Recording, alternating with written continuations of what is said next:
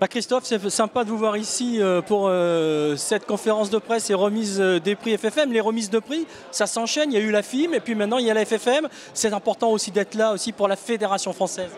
Tout à fait, c'est vrai que j'ai toujours essayé d'être présent au maximum déjà auparavant, même quand j'étais pas forcément aux avant-postes. Maintenant, c'est vraiment très sympa de pouvoir venir récupérer un trophée et en plus un trophée de champion du monde et aussi de voir un petit peu comment ça se passe à la fédération, d'avoir un peu les infos et voilà, vraiment très content de voir tout le monde.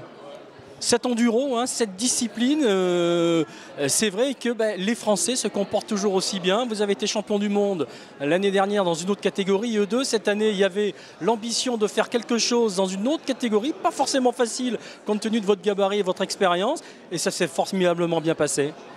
Oui, c'est vrai que l'année dernière, enfin 2 titres de champion du monde en E3, c'est vrai que j'ai voulu changer de catégorie, je me suis mis un petit peu en difficulté.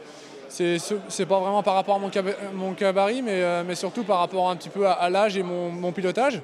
Mais voilà, je suis très content d'avoir réussi le challenge et maintenant, voilà, comme tous les pilotes, on est déjà tourné sur 2015 et j'espère rééditer. Alors, avant de passer à 2015, on va revenir aussi sur ces fameux USDE.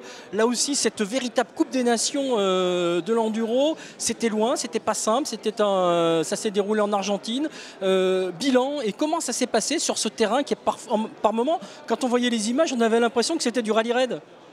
C'est vrai qu'on a eu vraiment la chance de découvrir des paysages fantastiques et surtout très différents entre des parties vraiment poussière, cailloux et un peu dans les dunes.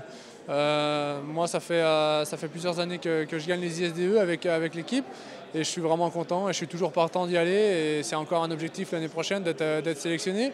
Je pense que tous les pilotes ont fait vraiment du gros travail et encore en plus avec Pierre-Alexandre qui a mené un petit peu l'équipe aux avant-postes avec le scratch. Donc voilà, c'est vraiment beau d'enchaîner les victoires comme ça avec les équipes de France et j'espère que ça va rééditer l'année prochaine encore. Vous venez de l'aborder rapidement, objectif 2015, vous restez dans la même catégorie, vous avez d'autres ambitions, qu'est-ce que vous allez faire? Les ambitions, ça va être tout simplement de se remettre en question puisque je n'ai rien changé, ni de moto, ni de team, ni de catégorie. Donc voilà, l'objectif championnat de France, championnat du monde et les 6 jours forcément. Donc voilà, et surtout pas s'endormir, les autres derrière vont vouloir aller nous chercher. Donc voilà, s'entraîner tout l'hiver pour décrocher un nouveau titre. Là, ils sont prévenus maintenant, donc l'effet de surprise sera moindre, mais il va falloir rester devant quoi qu'il arrive. Tout à fait, c'est vrai que l'hiver dernier, j'ai vraiment bossé parce que je partais dans l'inconnu. Aujourd'hui, je sais plus ou moins où je me trouve. Maintenant, c'est là où il ne faut pas s'endormir et continuer à travailler parce que les autres le font. Donc voilà, je suis informé et je le fais. Merci.